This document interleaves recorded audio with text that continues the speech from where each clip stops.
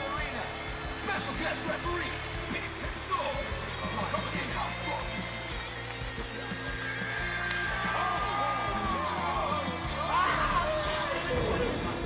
He gets hurt from a pep fight. You take a full wallop in the face, man. Hi! Guess what's back? It's another episode of The Real Wrestling Show. Dog. And it's The Real Wrestling Show for The Real Wrestling Show. AEW. We're Real Wrestling Fan for the Real Wrestling Fans, and this is episode number 45. 45, been full of ash around the 45. So we're back with another rambling session. Me and my brother Dorsey. My name's Bigsy. His name's Dorsey. We talk dark. We talk Dynamite. We talk the news and rumours. More news and more news and more news Yes. and rumours. This week we have got a shitstorm of news. So yeah, that'll be at the end. So this we've been kind of discussing amongst ourselves. We've thought that at the moment the way Dark is happening, with so many matches, we're going on a little bit long about it, aren't we? When I say we, I mean me. Yeah. So we're going to try something different this week. So bear with us, and we're going to start off with Dark, and there was 9 matches. Yep. 9 matches. So it was Taz and Excalibur on the mics, and the first word out of Taz's mouth was "Brian Cage the Machine." Now I'm glad I haven't invented the drinking game. Every time Taz says Brian Cage, you get pissed, because I'd be fucked watching Dynamite within the first 10 minutes. Like. But the first match was a 20-minute time limit, and it was Robert Anthony versus Brian Cage, and it was pretty quick. There wasn't fuck all to it. It was a big buckle bomb by Cage, nasty drill claw by Cage, and that was the end of the match. That was it. Cage man of the match. Cage man of the match for me, and I had zero moments. On to the next one. Yeah. Next up, we had a 20-minute time limit with Musa and David Ali versus SCU. SCU! Which is Kaz and Christopher Daniels, and it's worth noting that commentary said Kaz and Christopher Daniels will be doing SCU's tagging from now on, and Scorpio Sky will be focusing on his singles career. Yeah, man. And so it should be. Ali jumps over the rope. Jumps over the rope. Takes out CD while he's the illegal man. Yep. Double in the hook suplex by Ali was pretty sweet. Beastie axe kick over the rope by Kaz, the original as well. Powerbomb neckbreaker combo by SCU. Oh, I was sick. And then we got the finish, which is the best moonsault ever. Yeah, a couple of other things I got pointed out. There was a nice leg takedown early in the match by Musa. A couple of cheap shots by Ali, trying to play like characters, which I thought was nice. When they went for the pin at one point, there was a wrong man in the match, and that was where he referred to him jumping over the ring, which was good. The fact that his partner pulled him off. Yeah. That was it. Yeah, sick pile driver BME finish. And my man of the match was Kaz. SCU! SCU for the win. Yeah, Kaz man of the match for me. Ali, my man of the match. Ah, I like. How many moments do you have? And I had 2. Yeah, me too. SC2. C2. Next match. I didn't catch a time limit on this one, did you? Which your man of the match? My man of the match. I said Kaz. Oh, did you? Yeah, Sorry. Kaz. Yeah, what was the time limit on the next match? 20 minutes on all of them, bro. Oh, 20 minutes on all of them. That sounds like last week. It was Peter the Pineapple versus Sean Spears with Tully. Again, we're trying to keep them short, so bear with us. Nice body cross by Pineapple Pete. Some nice pins that they, back and forth. Pineapple Pete gets a better of Spears and makes Spears roll out the ring, gets him a bit flustered. Referee distracted. Spears loads his glove with a lead pellet. Bang, out cold. Good showing by Pineapple Pete. That's it. Yep, End of the match. Sean nice Spears spine wins. buster by Sean Spears in the match too. Delayed spine buster was beast. Yeah. Sean Spears wins, and I've gone with Spears man of the match. I went Pineapple Pete. Yeah. For my man, because obviously he did get the better of him. Yeah, 0-0. 0-0. I think the next match was a 20-minute time limit. Yeah, you'd be correct. Got it. And it was Griff Garrison versus Lance Archer. Griff, as you said before, Lance Archer come in with an extra to the ring shit. Yeah, it is a bit bunk. It was good the first couple of times, but now it's just boring. Yeah.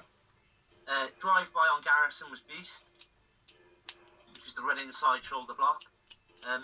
Rip curl into the rock bottom by Archer was beast. I wrote odd for that, but go on.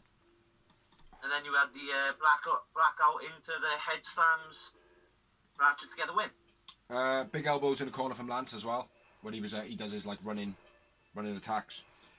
And Griff Garrison showed a lot of heart. I think he's got a promising future. Yeah, he looked good. He looked good in the ring. Yeah, very, very cool. Who was your man of the match? Archer. Yeah, me too. And I had 2 moments. Snap. 2 moments. After the match, Lance Archer choke slams the extra from the beginning of the match. Yeah. Don't know why, but he did. So, excellent. Yeah. And then the next match was a 20-minute time limit. And it was the Dark Order represented by John Silver and Alex Reynolds, otherwise known as 3 and 4. Yep. This is Joey Janela and Sonny Kiss. Which we need to create a name for. I think we did last week. You come up with something, but I can't remember. Janelli. Sonella. Salmonella. Got it. But Joey yeah. Kiss. Huh? Joey Kiss. Yeah, but it just makes one person then, doesn't it, Joey Kiss? I think that's someone that's involved in this abuse stuff, anyway. But yeah, just get into it, man. We'll do this one together. So, Yeah. I got a nice run of double teams by Sonny and Janela at the beginning. Yeah. Especially the drop kick. It finished with a drop kick from Janela. And that is one of their regular runs. That's very nice. They do have very, very, very fluently. John Silver, beastly drop kick, but his mask come off. He did it so hard that his mask flew off his face. Yeah. He took his face. A nice back. There was a nice backdrop by Janela before that. Trio combo moves by Janela and Kiss, like we said. Yeah. Blitz sound drag by Kiss was nice. Silver flying drop kick. It was a beast. It was fucking. It was sick. Yes, he had a lot of energy, man. Yeah, he's good, man. He's like a little Stu Grayson. Yeah, little Alan Angel, Stu Grayson type. Yeah. Yeah. Dark Order, Gorilla Press. Yeah. Next note, that is. Sorry, mate. I talked over you. I talked over the screen. And sorry. Go on. Say it again. Dark Order, Gorilla Press into cutter. Yeah. Again, nice use of a cutter. Exactly. Do you know what I mean? Them when they're being used good. When it looks good and it's being used Yeah. right there. Yeah. Just don't be sticking them in every match for no reason. Yeah. So whoever is listening to us from AEW or whoever the fuck is listening, well done on the changing up of the cutters because they seem to have changed them up a bit, haven't they? Yeah. Sonny Kiss gets the hot tag. Sonny then becomes very explosive. Fair play to him, man. He is sick. Sonny Kiss is a beast. Beast, man. Sick double team by Dark Order. It was a delayed suplex hit with a dive on the outside. So he was up, held him in a suplex, and then I think it was John Silver made the dive to the outside. And when Janela hit the floor, John Silver then landed on him as well. Yeah. Which almost looked like he hit him once and then hit him again. It was cool. Silver hits the loop one, they called it, which is a torture rack spin out type throwaway neck breaker. It's not a neck breaker at all, but he gets him in a torture rack and then just fucking launches him out. Yeah. Double neck breaker by Janela off the. Yeah, double neck breaker off the top by Janela. That diving neck breaker. Dives over the top and grabs both of them. That was very cool. Split finish by Sonny. Yeah, well, DVD before that. Nice DVD to set him up for the splits finish. See, I thought the splits finish and the pin was happening when Janela fucking dumped him at the end. Kind of as though, like, you know, he had control of him over the shoulders. Then it was like, right, okay, the ref's starting to pin. Boom, take him down now so we can't fucking interfere. You know? Yeah. That's what I felt like. But yeah, was a good match, real good match. Probably the match of the night. The day after that. Yeah, I agree. So who was your man of the match? Well, Jenna and Kiss win, and I went with Sonny Kiss, the man of the match. I went with Sonny Kiss as well, and I had quite a lot of moments. Quite a lot of moments. I had 7. I had 4. Ah. Yowie wowie. Well, I'm happy. I'm happy you're up there, mate. And just to reiterate, the moments are basically where we sit there and we watch and we're like, oh fuck, or oh, or something makes us laugh big, you know, or whatever. Well, that was clever. Yeah, or that was clever. You know, we mark it in different ways, but you know, whatever. What's the next one then, brother? Kylan King versus Mel, 20-minute time limit. Yep, that would be the one. Big boot in the face by Mel. Big boot in the face by Melanie. No, I said boot, not knee. Beast. King, nice elbow in the corner where she threw into the corner and then does a springboard bang elbow. That was beast. She's done that well. And then choke slam spine buster by Mel, I'll call it. Say that again. Choke slam spine buster. Oh, okay. I thought it was more a dominator, like Farouk dominator type thing. No, definitely more a choke slam spine Okay, buster, man. because she had the leg trapped up, didn't she? And then she just fucking slammed it down. It was beast, man. I was beast. Yeah, that was the end of the match, wasn't it? Yeah. Mel man of the match. Mel man of the match for me. I thought she was very methodical in this, and she had the slow pace that she was running with. I felt it suited her really well, like. She felt like a veteran. Like I don't mean like because she was obviously a veteran in the match. Yeah. I mean, it felt like she'd been doing it for a long time. Like, for me, right, what she come across like was kind of not Awesome Kong, but she come across with an authority like Awesome Kong. I genuinely feel that she's got more like kind of what Nyla Rose is trying to have. Where she's like that dark beast. I feel like Mel's got that there. Yeah. Do you know what I mean? It just needs to explode, like, do you know what I mean? Yeah. But I had one moment. Yep, I had one moment as well. Moving on to the next one. Go on, brother. Lufa, Serpentico, and Max Caster. No. Lee Johnson. No, Lee Johnson, Scorpio Sky, brother. Sorry. Back it up. Yep, Lee Johnson, Scorpio Sky, in a 20-minute time limit. Scorpio is going on his singles run now, obviously. Yeah. Sky holding on to ropes to stop himself from getting the pin. I like that. Oh, when he was chucked into it and he like kind of just stuck there and his legs flipped up and is that what you're on about? Yeah. Yeah, it was cool. I like that. Nice backbreaker by Sky. Nice basic backbreaker, but it was done with authority. It was beast. Yeah. Johnson got in a Blue Thunder bomb, and he does it well. Yeah, it was nice, huh? And then the TKO by Sky. Sky overshot the sunset flip. Yeah. And Lee made a very good improvisation for it to look as though it was sold well. So big up to Lee there. Nice reverse arm locks to start the match as well. They were back and forth. I quite like that. But I always have. I like that mat technician-ness, like, do you know what I mean? Yeah. Same on you. So yeah, Sky wins, and I went with Sky for man of the match. Sky man of the match. Lee Johnson, I think he's got a good future. Yeah. And Scorpio Sky is so fucking sleek in the ring.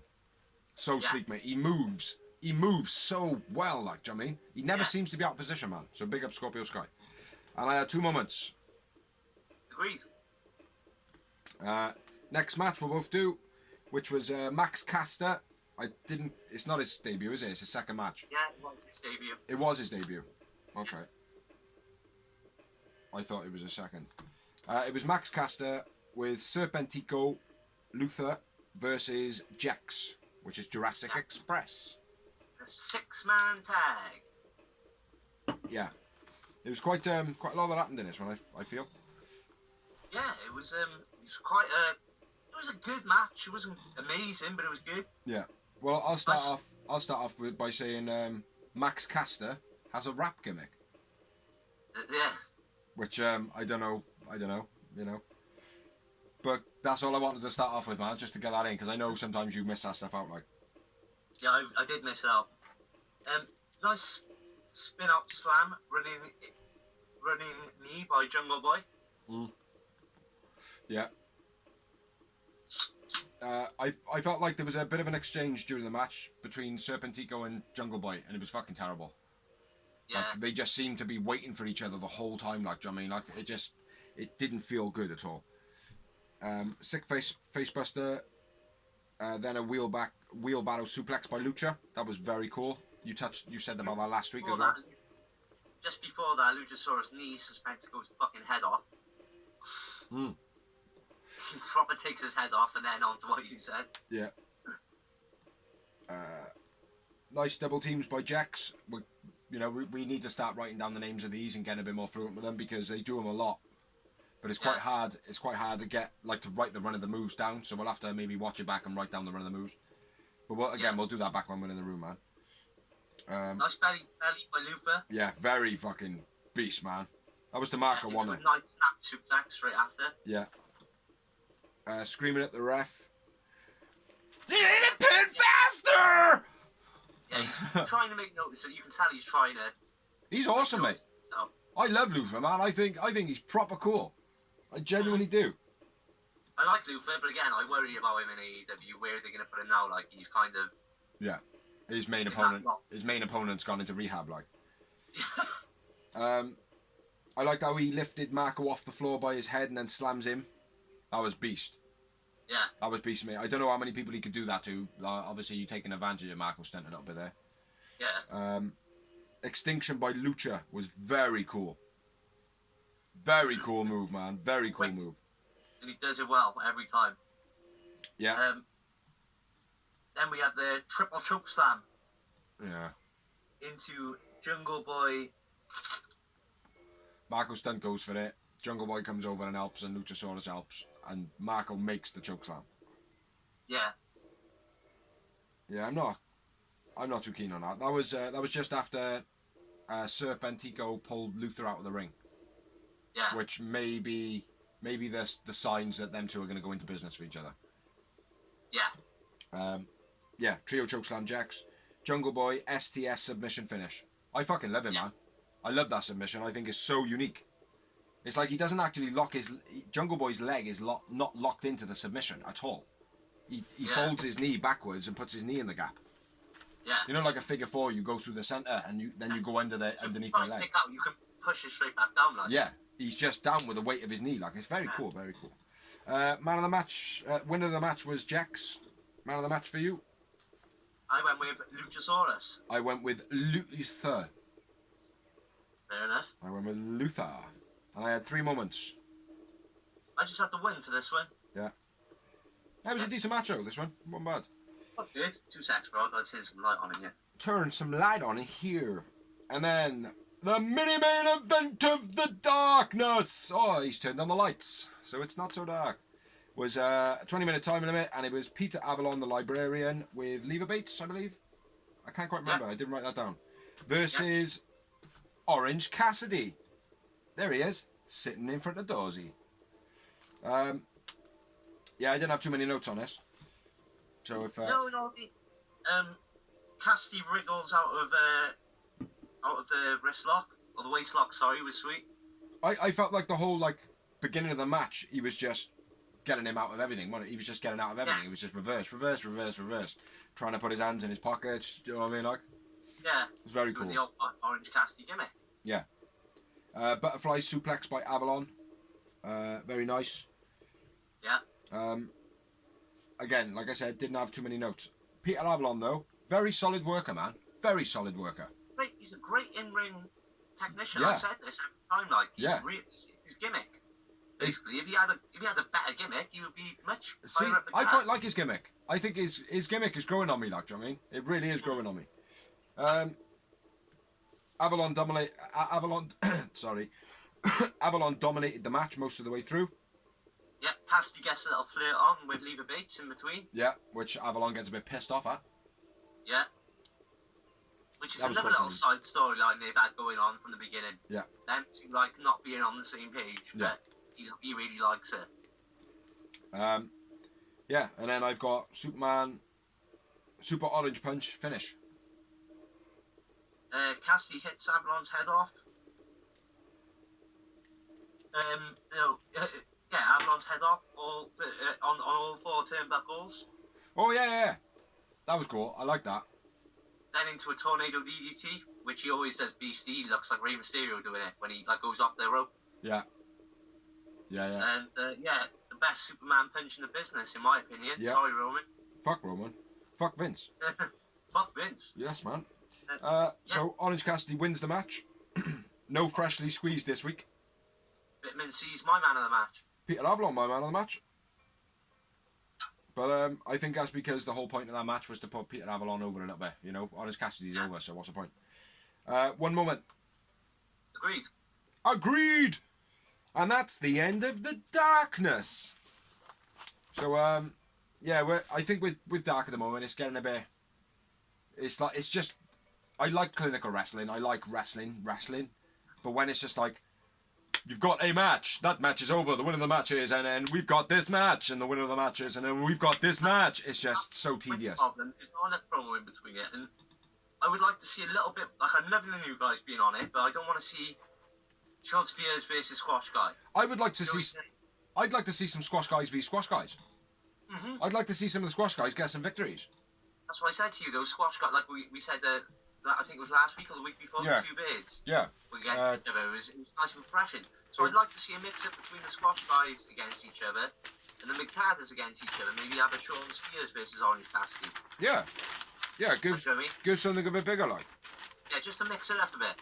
And keep fans intrigued, because everyone is, I haven't seen anybody really posting much positive about that lately. It's been more, they should rename AEW Dark to AEW Squash.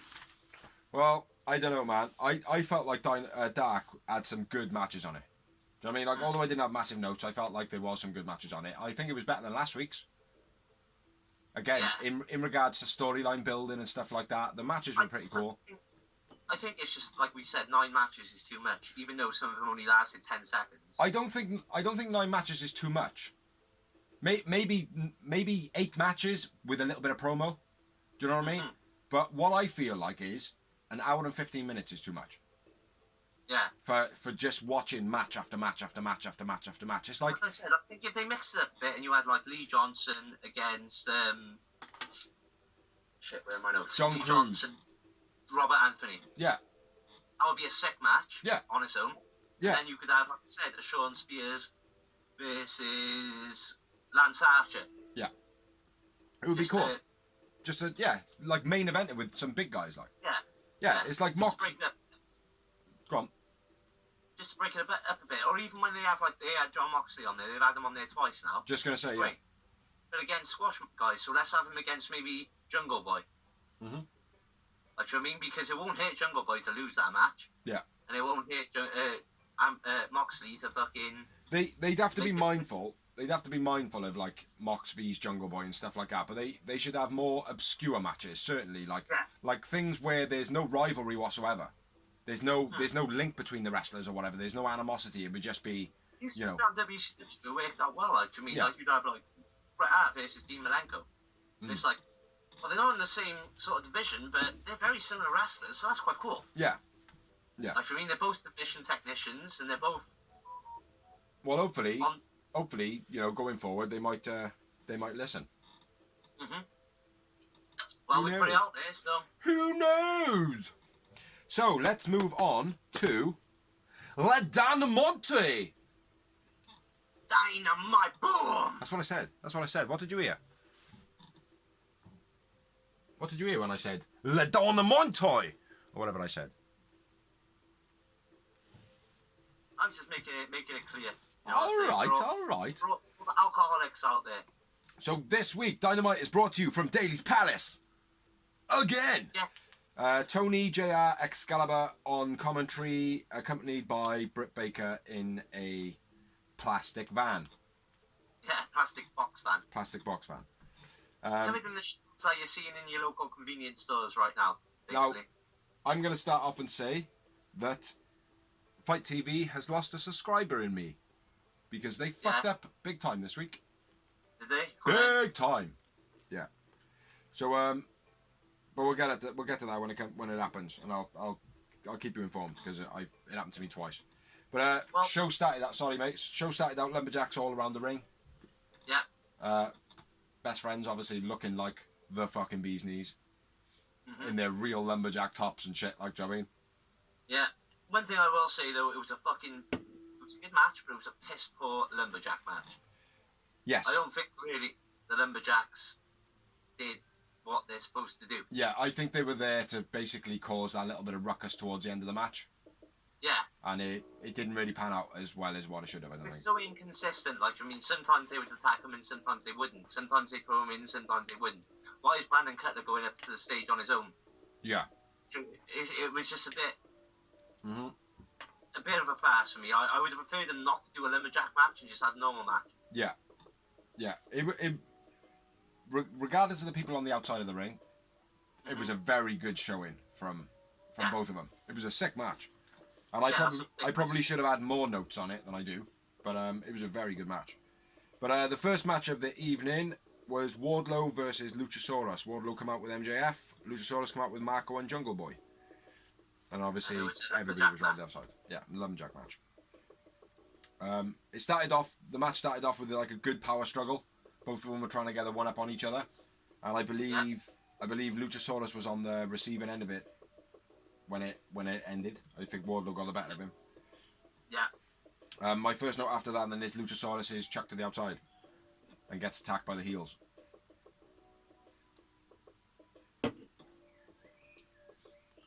Silence is golden.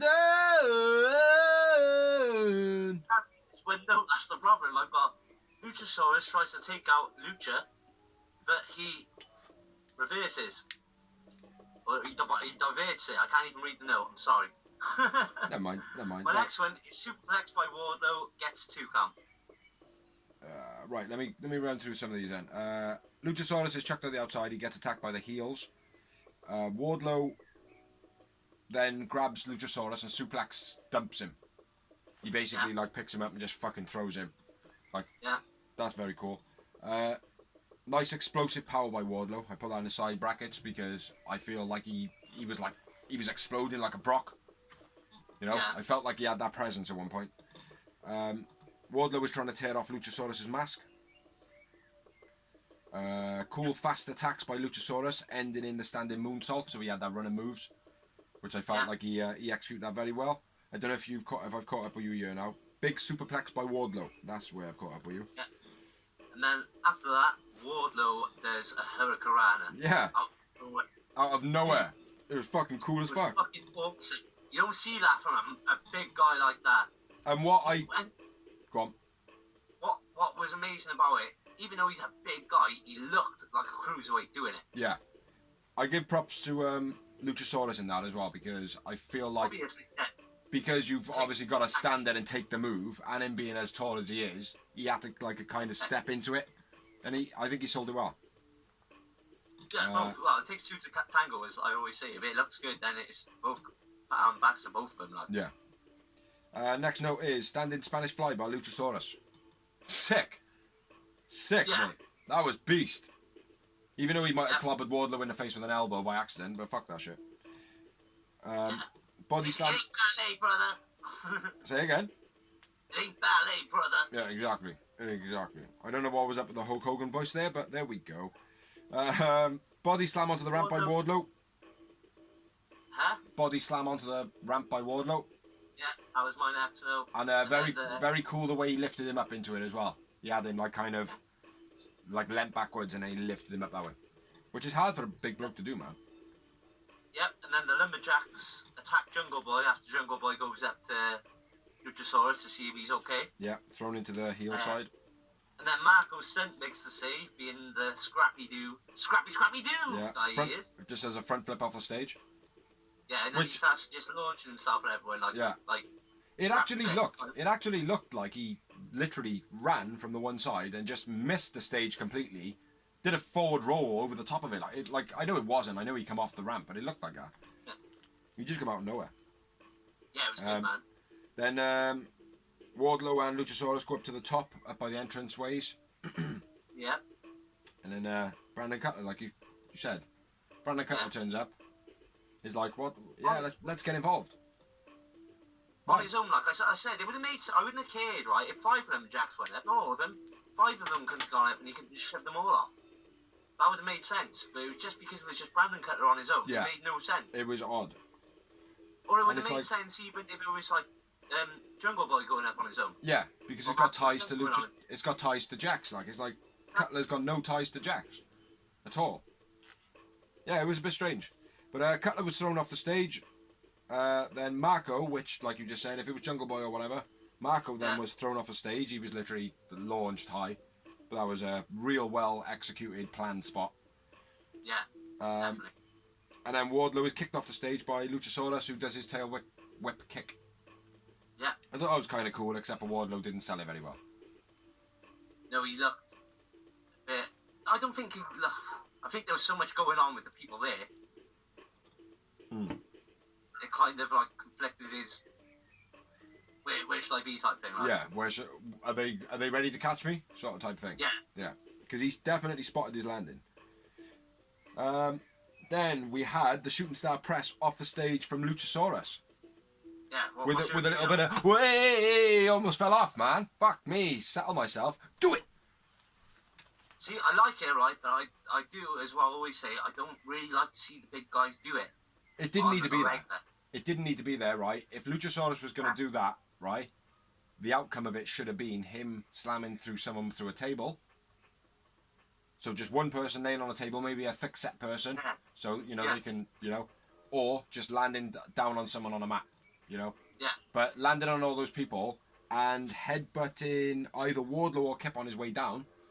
Yeah. I think it might have been Kip Sabian, but he when he did his flip, his head didn't get any height. He just he just jumped and then just headbutted downwards, do you know what I mean? But it was cool. It was a good spot in the match. Yeah, it was a good spot, but I just don't. I'd like to see that once. Like he's been doing the flips and that too much. Yeah. For a big fight, I don't want to see too much of it. Yeah, it was cool, but it was not necessary in the match, I feel. Yeah. Nice roundhouse kick and then a clothesline by Luchasaurus, I believe. Yeah, and then Jungle Boy just fucking suicide dives out of nowhere. He just comes out of nowhere, do you know what I mean? Like, that was cool. Yeah, and then I got the finish of the match. Yeah, you got the Lucha hits the choke slam on MJF. And then Jungle Boy takes out MJF. With the suicide dive. F10 after the low blow. Yeah. By Wardlow. Yeah. And then boom. Wardlow wins. Wardlow man of the match for me. I had Luchasaurus man of the match. I think I was just so impressed by that Hurricane that was it. My mind was made up. It happens sometimes, mate. I've done that many a times, mate. I've never written down man of the match when I've made a decision until the end of the match is over. I never do, mate. But sometimes when move is just like that, that's just such a good move. Yeah. That's it. It's not just so much that though, man. There are little details after then. It's like, okay, right, there, he fucking brought him down well. There, he got himself in position well. Do you know what I mean? Like, and it's, you want to see praise then, do you know what I mean? Like, yeah. I think it done well for both of them as well, which is great. Yeah, it did. It showed off a lot of talent. Like, 5 moments in the match that I noted. 3. 3 moments. After the match, MJF attacks Jungle Boy. Marco and Jungle Boy attack MJF. I've written MDF. All the Lumberjacks join in.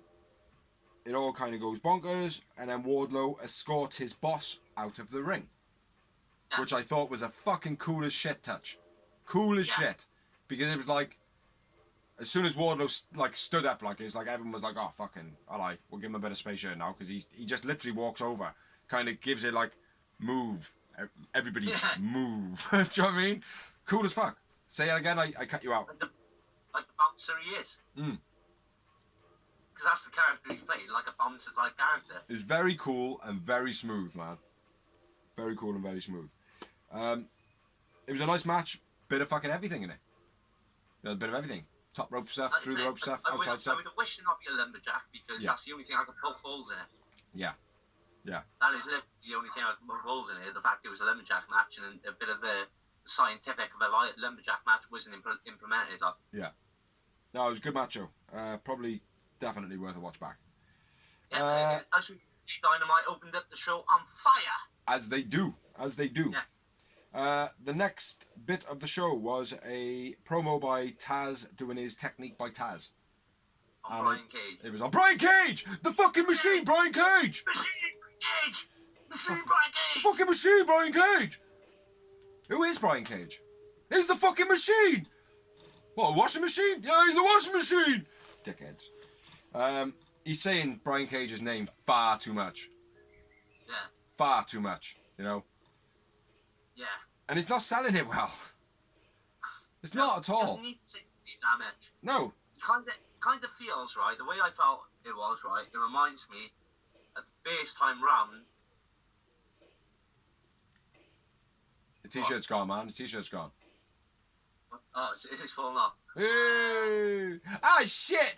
Ah, shit! The set's falling to... Ah, shit! It's gone! Oh, it's all gone. Pete Tong! I've got a belt, so it doesn't matter. It doesn't matter! You're gonna I'll check... sort that out. Oh, I On would... the piss break, I'll sort it out. Oh, man. No Anyway, worries. we was like, it feels like the first time round of Paul Heyman and Brock Lesnar 20 years ago, where he was like, Brock Lesnar! Yeah. Brock Lesnar! It was just all, like, I mean, it feels like that. Yeah, I don't think it's working. Bruh. Then we had another promo, which was Britt inside plexiglass. And she's got a Britt Baker done up like the Rolls Royce sign. The Rolls Royce logo. Yeah. That is cool as fucking shit, man. When that t-shirt comes out, I fucking want one. I want one, mate. Honest to God. Huh? We have mentioned it before. No, it's the first time they've done it. They've done yeah. they've done the Rolls Royce, but they actually did a Britt Baker, so they did the B over the B like Rolls Royce. Yeah. Fucking cool as fuck. I want it, man. I want it. Not because of the Royal Royce thing, just because of how fucking clever it is. Do you know what I mean? Yeah. So clever. So well done to Britt Baker, man, for that. Whoever come up with that. That's very, very cool. And then we had another match. Do you want to talk what that match is? It is Red Velvet without an entrance. Oh, yeah. Hikaru Shida. Well, it's a 20-minute time limit. Match. Let me have a little run through this a minute. Shida goes over to Ford before the match starts. Ford slaps Shida, pisses Shida right off. Shida, Falcon Arrow, finish of the match. Need a face. Yeah. Need a face. Shida man of the match. Need a face. Then Falcon Arrow. Yeah. So Shida man of the match times 2. Yeah. 0 moments in the match times 2. Yeah. And then after the match, Shida attacks Ford, jumps a guardrail. Good little scuffle, good little story build. Yeah. Kicks glasses smashed. Yeah, he looked like a fucking right twink. But yeah, I thought it was pretty cool. You know, Yeah. Unfortunate to a woman in ring. It was very unfortunate for her. Whoever. Red Velvet. Red Velvet, yeah, that's what I said. What did you hear? Yeah, it was. It wasn't a good match at all because it didn't happen really, but a good build for the storyline, which is the whole storyline. Shame on the newbie. They could have picked someone else to do that because she had a good match on that the week before.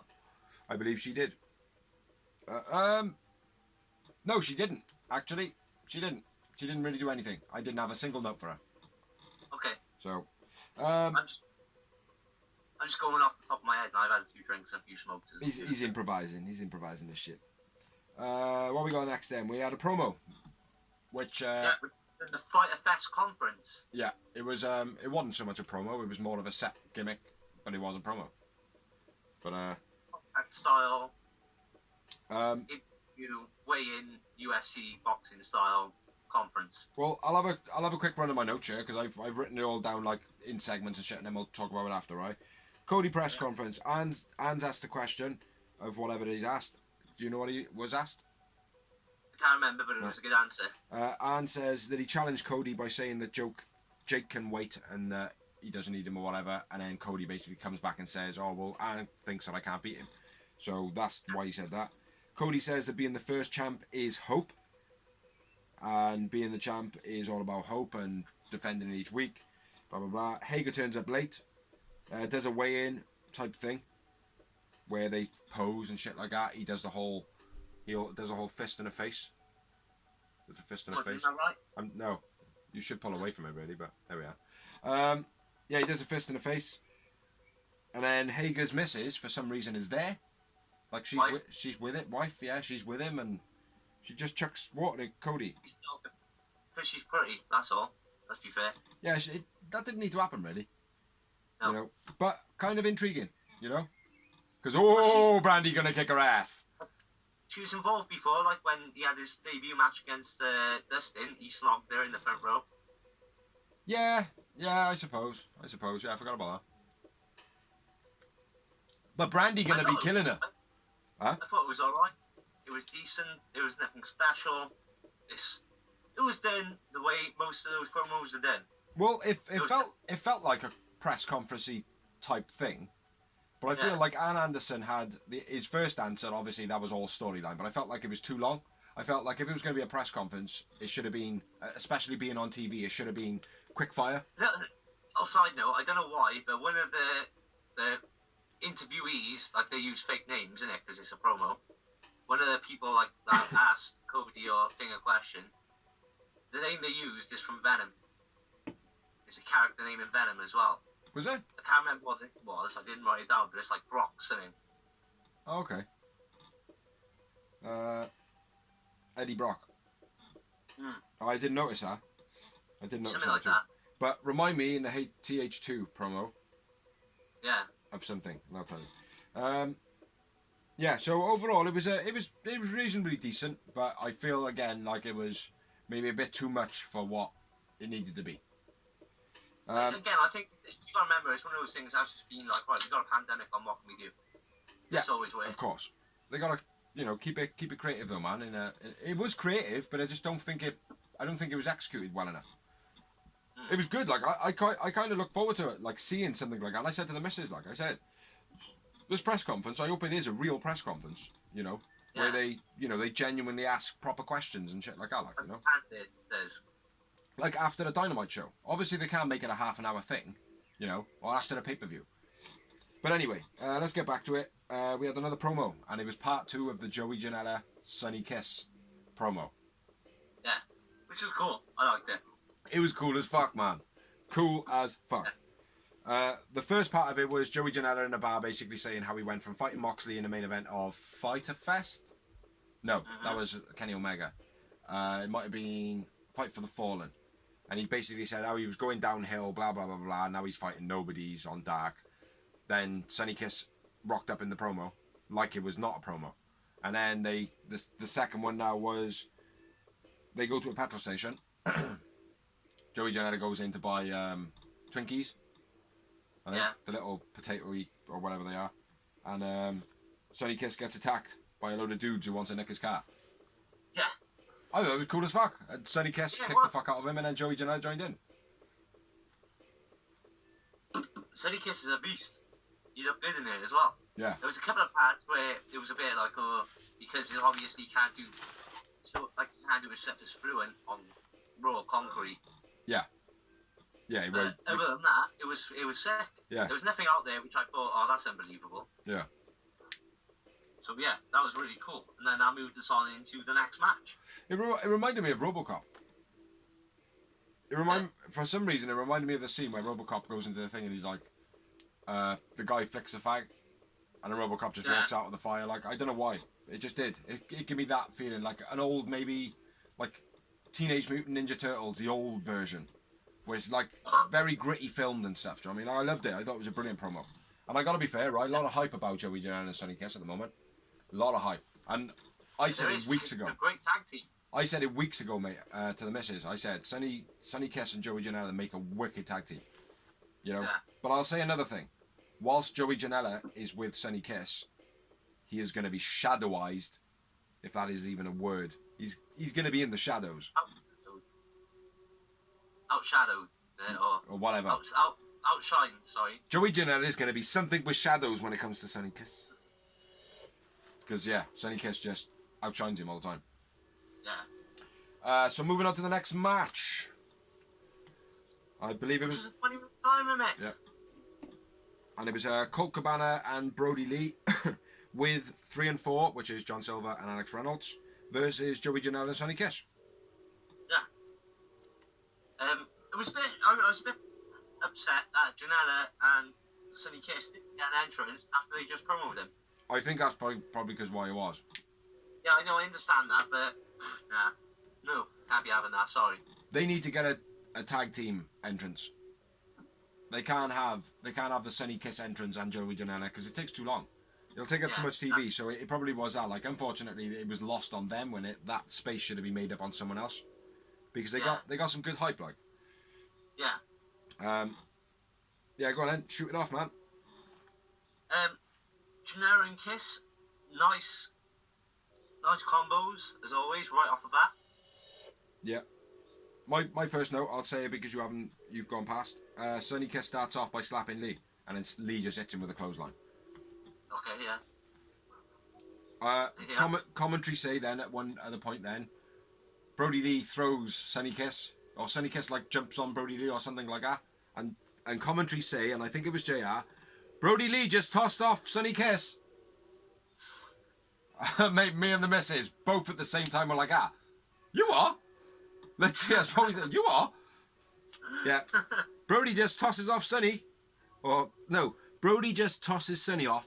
That's how I was it. Like, yeah. You filthy-minded bastards. I know. Brodie Lee takes Joey Janela's head off with the big boot. Yeah, basically big boot. Yeah. That was my very next note. 3 and 4 hit Sunny from the outside. Yep, I'm on power. You here, brother? We'll say 3 and 4 is John Silver and Alex Reynolds because saying 3 and 4 could mean anything. Then I'll take the next note. Fight TV, you bunch of fucking twats. Picture in picture didn't happen. Just a black screen. Over to doors. Really? Yes. Motherfuckers. I come back in when Joey Janela does a moonsault to the outside. We didn't miss too much. There was a bit of back and forth in between that. Yeah. And then I'm just telling you that because you didn't see it. Yeah. Oh, good, man. I'm happy because I needed the commentary. Crossbodies off the top rope. Then he picks him up straight after that and does a nice DVD. Okay. Barry Driver. Yeah. And my next move is the moonsault off the top to the outside by Sunny and Janela. Very hard landing. Say again? Yeah. One off each corner, like. Yeah. Sunny Kiss took a very hard landing. He over-rotated slightly. Rotating, basically power bombs himself or whiplashes himself into the railings, doesn't he? Yeah. Just before the moonsault, JR calls Sunny Kiss she. Oh, she looks good, doesn't she? He's done that a few times before. Yeah, I know. I haven't mentioned it because I can't be asked with the all politicalness. I know, man, but he needs to just get his shit in check, man. I know it happens sometimes, and he did make up for it. He did make up for it, but still, it's something that unfortunately was a focal point. Do you know what I mean? And you know me, I'm not a commentary dude. I try and watch the wrestling. Do you know what I mean? Like, but it was like a lull in the match, and it was just boom. Oh, she looks good, doesn't she? And it's like, oh, JR, man, fuck's sake. Do you know what I mean? Where we go then? Under-rotated poor 450 by Sunny Kiss. It was very sloppy, maybe used up a bit too much energy, but he under-rotated that one. I mean, she under-rotated that one, JR. Dick. Brodie Lee kept out of the match at this point then by Janela and Sunny Kiss. They kept on just knocking him off the apron, singling out Colt. I thought that was pretty cool by Janela and Sunny Kiss. Very cohesive of a real tag team. Yeah. Sunny Kiss then gets up on the rope to go for the splits pin. Yeah, this is where Dark Order pull Cabana out of the ring. The missus just said, boom, boom, Colt Cabana. Boom, boom. Colt Cabana. Yeah, so 3 and 4 pull Colt out of the ring. Yeah. So carry on with what you were saying, sorry, bro. Stopping, obviously, Sunny Kiss from going for the top rope splits. Janela goes to the suicide dive, but Brodie manoeuvres him into the railings. He sort of catches him and slams him into the railings. See, I wrote, Janela dive, Brodie was supposed to catch him. Question mark. Do you know what I mean? Because they look like Joey Janela sold it fucking wicked. Like, he hit the floor. He was just like, fuck. I'll just take it now. Like, I'll just act like it was this. Like, but Brodie Lee was like, shit. Shit. And then he couldn't throw him in the ring properly. He had to readjust it. And it looked like he was flustered. Like he might have thought, oh shit, man, if Vince sees this. Oh, hold on. Oh, I don't fucking work for Vince anymore. Fuck Vince. Fuck Vince. Where am I at? Yeah, I genuinely thought that he was supposed to catch him. Nasty landing. Brodie then hits... unless you got some more. Because I'm kind of up to the finisher. Crack on, bro, crack on. Nasty landing from Janela. Brodie Lee hits the discus lariat. And then tells Colt, go for it. There's your pin. Go for it. Zimmer. Take it. Offers him a... Take the pin. End the match. Colt pin to the finish. And it was a good match, man. I felt like it had a lot in it. Yeah, it was decent. Man of the match for me was Joey Janela. I went with Sunny Kiss. Sunny Kiss. And I had 2 moments. I will have to click my page back and have a look. And I have 4 moments. Hey, outdid me on one. After the match, we had Lance Archer attacks Sunny. Janela chucks a chair at Lance. And it doesn't do fuck all. Yeah. I should note, Lance Archer comes out. I should note. Because we didn't know that. Comes out and starts beating the fuck out of Joey Janela and Sunny Kiss. That's what I've got. Chucks a chair at him. Big boot to Janela. Yeah. And then, next bit. So moving on. We had another promo, which was a recap of Spears loading his glove with an iron ingot to take out Pineapple Pete. Yeah. Bit pointless, to be honest. Bit pointless. Completely pointless. Then we had another promo, which I believe you're going to take over. No. You didn't write no matches down? No, I haven't got, that's not yet. Oh, okay. Well, I got Fighter Fest, basically a promo for Fighter Fest, July 1st, July 8th. Yep, that's not yet. I have got them all written down, but it's not yet. Alright, that's cool. Then moving on to what should have been the main event of the evening! Which was SCU versus FTR. Fuck the revival. Fuck Vince. Fuck Vince. This match was fucking awesome. Yeah. Right. If you want to start off. No, I'll start off. Fuck that shit. Kaz forced into the corner, runs out very quick in the beginning, showing that the revival... showing that, okay, we respect you. That was cool. I like that. Dax had some very stiff takedowns. Very, very stiff takedowns. Nice. What's that? Awesome work at Dax. Oh, yeah. Both of them are, mate. Both of them are. Nice armbar wrist lock by Cash, where he went out for the test of strength and then used his knee straight away as an advantage to take him down. CD made the slide tag and then hit a nice drop kick. That was cool. Yeah. I don't know if you got anything in between this. I like the way Dax grabs Cash on the rope, stopping him from going into Christopher Daniels. Yeah, that was my next note. That was very cool. Both teams Yeah, too true, man. And then both teams facing off in a ring individually. Cash versus CD, I think it was, and it was Dax versus Kaz. Kaz. Cash. Both teams then, I noticed that both teams clotheslined. This is because I've seen it on the TV, right? I seen this on the TV, right? Both teams clotheslined out of the ring. Yeah. Then Fight TV fucked up again. No picture in picture. Fuck you, Fight TV. So over to doors. Really? Yes, and I come back in. I come back in when Dax. I have no idea. Just go for it. I'll find it. Springboard leg drop by Kaz misses, but it's still a nice spot. I heard it all, man. I was sitting there going, fucking hell, man, there's loads going on, man. I was fuming, bro. Go on. Slingshot suplex by Dax, that was beast. Beastie lariat by Kaz then, followed up by that. Backstabber by Kaz. Fuck. Kill by followed by Prettier. Christian's old finisher. Who did that? That was Kaz. Yeah, Kaz. Yeah, right, I'm back in here now somewhere. I remember that. And then leg drop and slam combo by FTR. Oh, that was when he lands on Christopher Daniels' head. Mm-hmm. That was well done a match, man, I think. Yeah, carry on anyway. I know I'm towards the end now, so. I got a couple of bits. Dax big punches to CD, then he hits him with like a rope spring suplex into the pin. That's when he comes back from the black break. Just a blacked out break. Kaz out the ring with force, and it looked like he went out with pace. Sly pins by FTR when the ref was distracted, where he pulled him over from Christopher Daniels pinning. STO by CD off the ropes, very fluent. Kaz and Cash face off. Nice to see some big moves between them, and they were like proper pacey. And I know you probably run through some of this already. FTR Dax landed on CD's face with a leg drop, which I pointed out. CD counters the suplex mid-air. Fucking amazing. Did you say it? Did you mention that?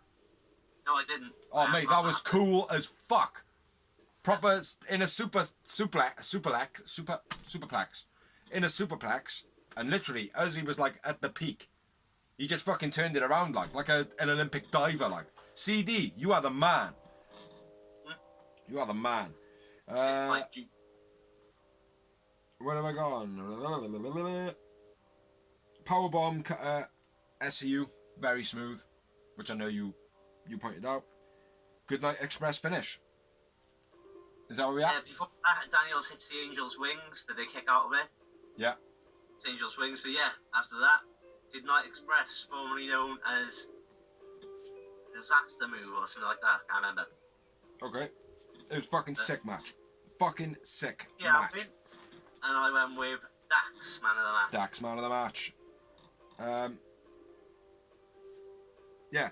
Now, I wrote fucking sick match. Fucking sick match. And that's considering I missed out a good chunk of it. Mm-hmm. Do you know what I mean? So, yeah. I had 10 moments. Really? Yeah, I had a lot. I had But 5. for me, mate, it's like you've seen him wrestle a lot more, like, do you know what I mean? So a lot of stuff is not fresh, like, but for me, it's like, oh, fucking hell, that's awesome. Fucking hell, that's awesome, do you know what I mean? So, yeah. 10 moments for me. After the match, Dax gets on the mic, says that they are the best, and then address everybody and says that they're coming for everybody.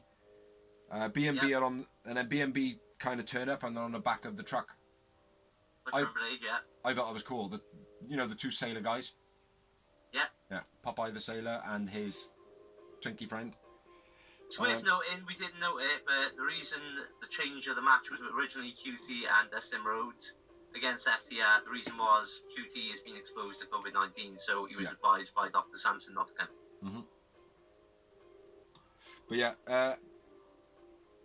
Butcher and the Blade, they're on the back of FTR's truck, and then they're blabbing, and then in the background you see Pentagon and Phoenix. Lucha Bros! At the lead.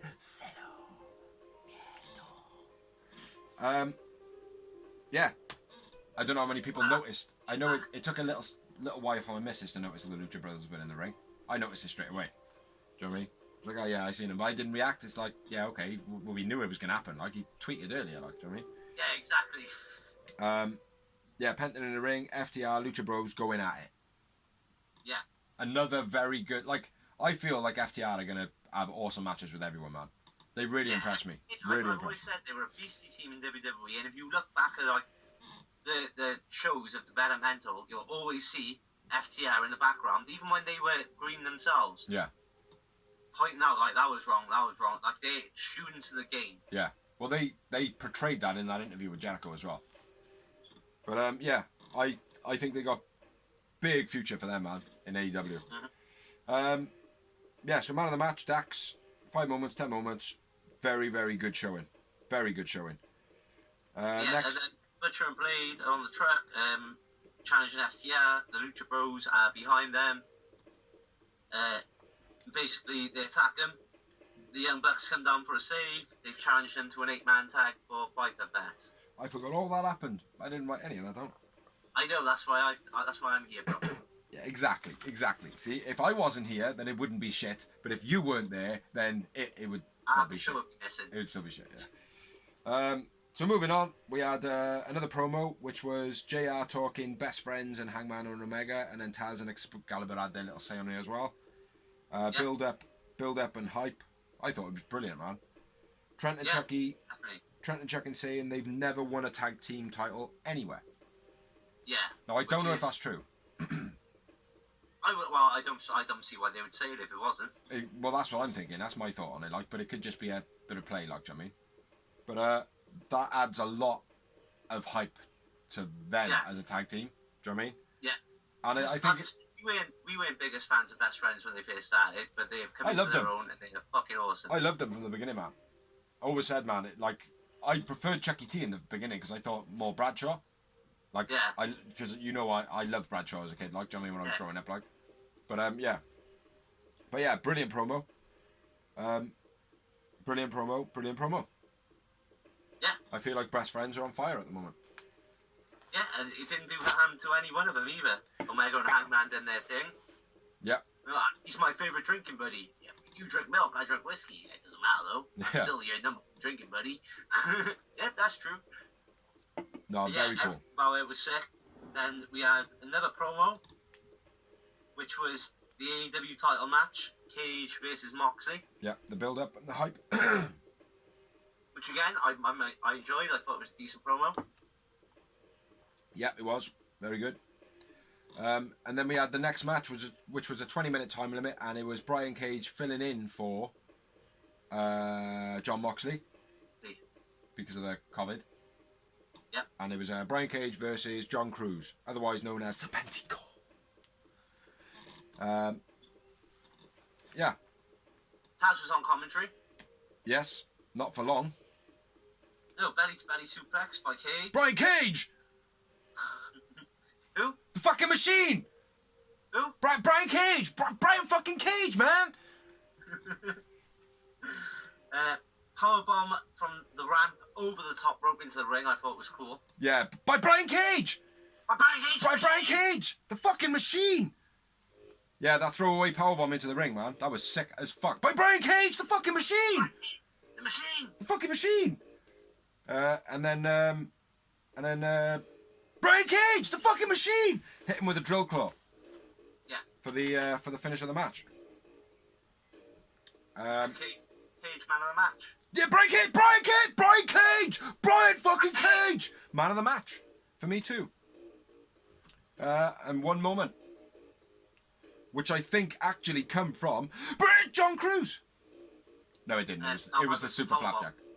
No, well, it was the other one for me. It was the fucking up in the air down. Actually, I amend it. 2 moments. Because yes, that fucking throwaway powerbomb was sick. I'm going to rate it right now. 2 moments. 2 fucking moments. It's the one. Just the one. Brian Cage! Brian fucking Cage! Yeah, so if Taz doesn't say Brian Cage again for a while, that would be cool. So after the match, Taz demands that the mic be on when he speaks. Because obviously, you're going to need him to be able to hear him saying, Brian Cage! The fucking machine! He takes a piss of Mox being at home sitting on the sofa, saying that he's got some bullshit excuse not to be around. What's that say? Oh, it says he has to be afraid of Brian Cage. Yeah. Says he has to be scared of him because he's at home on a Saturday. But yeah, that was overall a pretty good promo, all about Brian Cage! The machine! The fucking machine! Fucking ridiculous. He needs to stop saying it though. What does he need to stop saying, Dawes? Brian Cage! The fucking machine! So moving on, we had what the fuck's that say? Oh, backstage. We had a backstage promo. Brodie Lee and Colt Cabana. Colt Cabana! Boom! Boom! And Brodie Lee basically kind of like Bullied him. put banners saying thank you and all that. You know, it was great. I felt good. I finally won a match in a while. And yeah, they challenge SCU. SCU. There's a lot of SCU this tonight, man. A lot of SCU. Yeah, it's good, man. Then we had another promo, which was Britt addresses Swole through Tony Khan, basically saying that Tony Khan, Swole was going to get up comeuppance, and even though she was in a bin, the only trash around here is Big Swole. And then Swole comes out and badmouths to the perspex on the back of the golf buggy. And then Britt Baker says, you can't do fuck all, you can't do fuck all. And then Swole obviously does what everybody else would have done and climbed up the buggy over the top. Chucks rubbish all over Britt Baker. And then Reba gets a special power out and types into the old style game, use leaf blower on Big Swole. It was fucking ridiculous. What the fuck was with the leaf blower? I was laughing my head off. Honestly, it felt like one of those games, like, it's like, right, try sword on Goblin. Nope, that didn't do anything. Try potion on Goblin. That didn't do anything. Try leaf blower on Goblin. The Goblin is fucking gone! Honestly, that's what my head just did that. It's like, Revy, use leaf blower on Swole. Yeah, and then moving on to the next match, brother. Before that, Brother. like the best promo. So, What she said. We have Jurassic Express, consisting of Luchasaurus and Jungle Boy against MJF and Wardlow.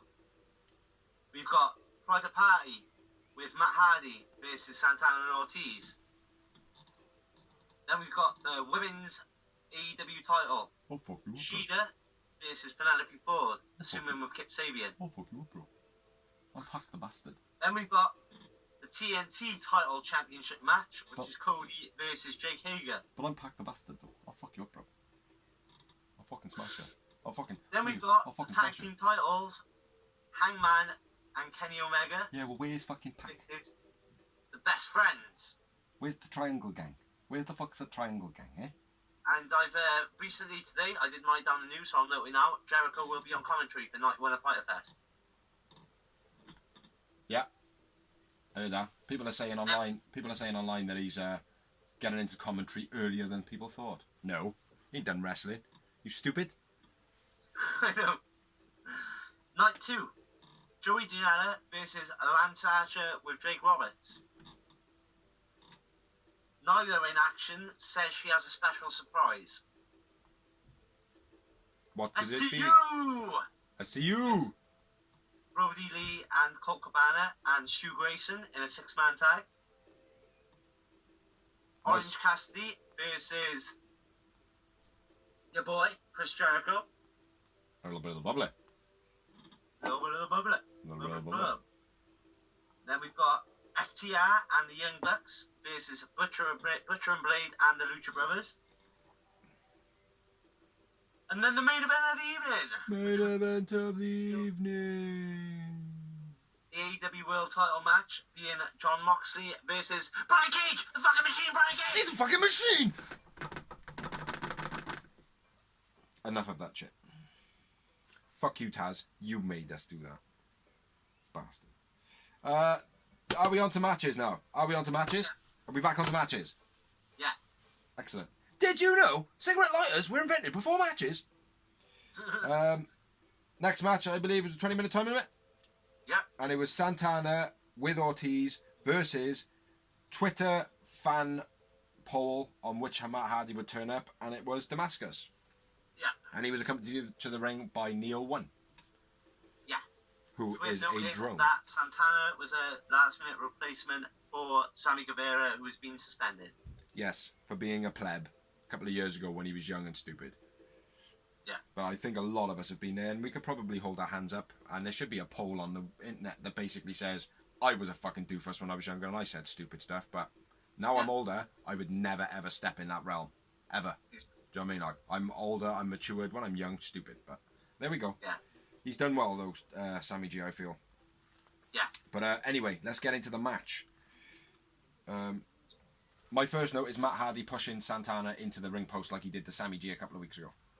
He sends Santana over the top rope to the outside. And then, yeah, he smashes him into the ring post, into the guardrail, tries to pull his eyes apart. Yeah. Matt Hardy, when he was chucked back into the ring, caught his leg in the ring rope, and the referee had to kick him free. Yeah. Ref was arguing with Santana. Santana reversed. I don't know why that was. Don't know why I wrote that down. Santana reversed Irish whip. Looked like he fucked it right up. Yeah. That was weird. I know Lance Archer's got that move where he's now like moving out the way at Irish whip and pushing him down. Yeah. But Santana looked as though he just literally lost his footing, and he didn't allow Matt Hardy to go away safe. And yeah. I'm sure that after he did it, when he kind of crawled towards me, I'm sure I heard him at the word sorry. Do you know what I mean? But yeah, it looked a bit fucked up to me. Santana's reverse out the side effect, very fucking cool. Yeah. It's been done many, many times before, but I felt like he did it really well. It looked a little bit gritty, but not fucked up enough to be like, oh, you fucked that up. Do you know what I mean? But executed well anyway. Nice before that by Santana. The what?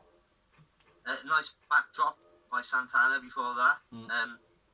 Santana flip outside, yeah, and then Santana flips out the side effect, then a suplex, that was nice.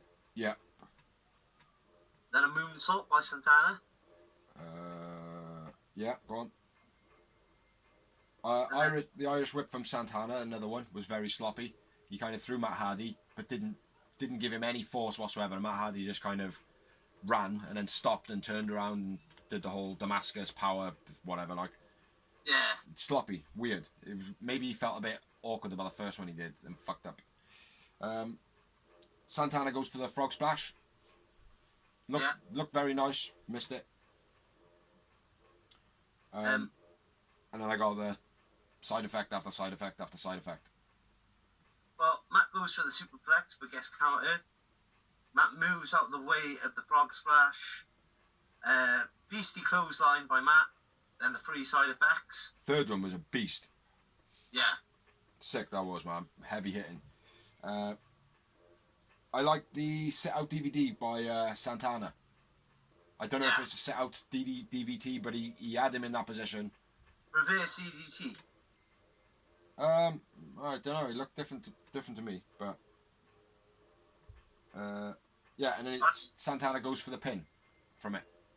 Yeah. And then Matt Hardy rolls him over, takes the win, nice and sly. Very cool. DDT powerbomb. No, sorry, reverse DDT by Matt on Ortiz, and then Ortiz intervened. Sorry, Santana hit a DVD powerbomb. We'll call it that. I called it a sit-out DVD. Same thing. That's cool. I'm happy. Yeah. And then Matt reverses the pin. Matt is the roller. Yeah. After the match, Ortiz hits. Do man of the match first. Santana for me. Yeah, me too. 3 moments. Snap. 3 moments. And after the match, Ortiz hits Hardy with the ball sock, whatever that is called. It's Hardy with a street sweeper. And then Private Party come out when it's too late. Yeah. Well done, Private Party. Because they made it out on commentary that because it's such a big stadium, the dressing rooms are half a mile away. That's where they got golf buggies around. Yeah, yeah.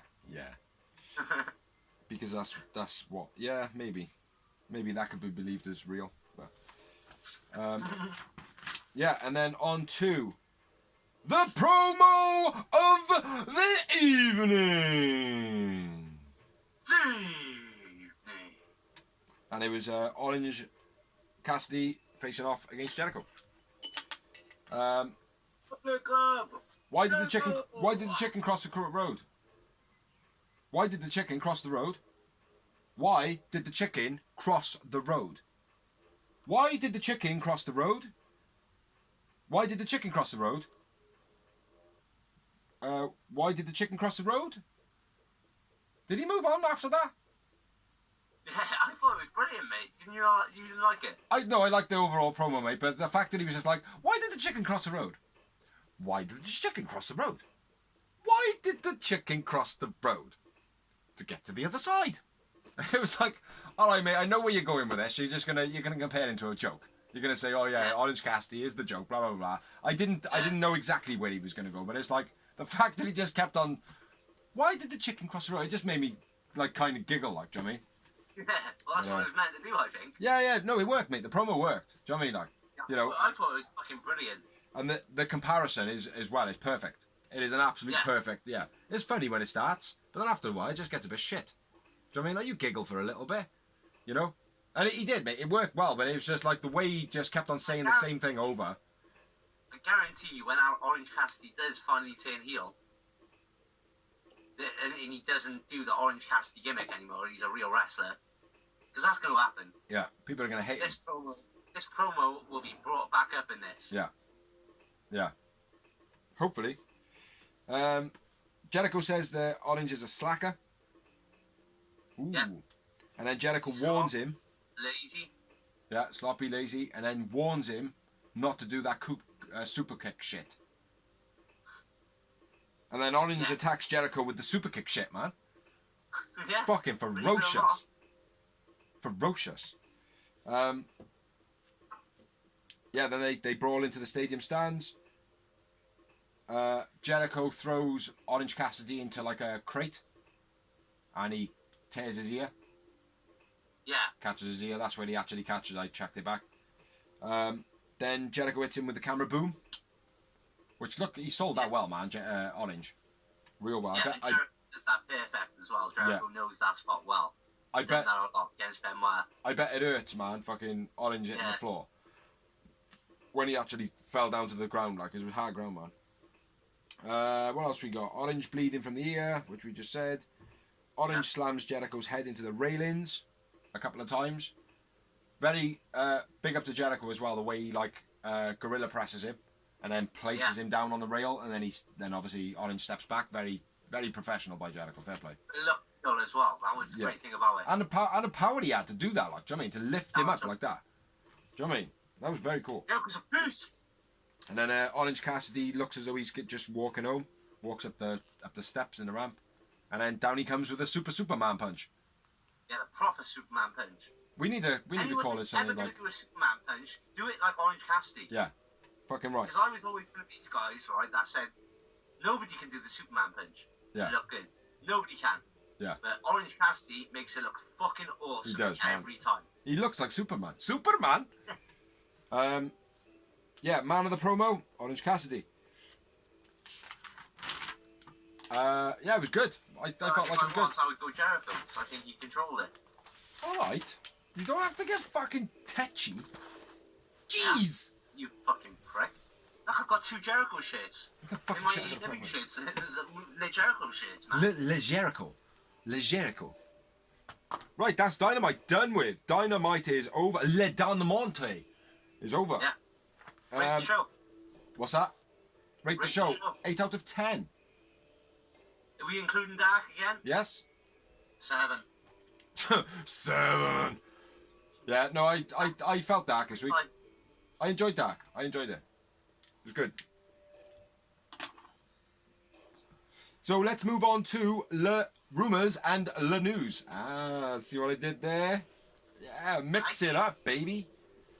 The fuck have I been drinking? Jack Daniel's Apple. Right. You can start off. Obviously, keep away from the obvious. Yep. Get all the random stuff out of the way. Good news.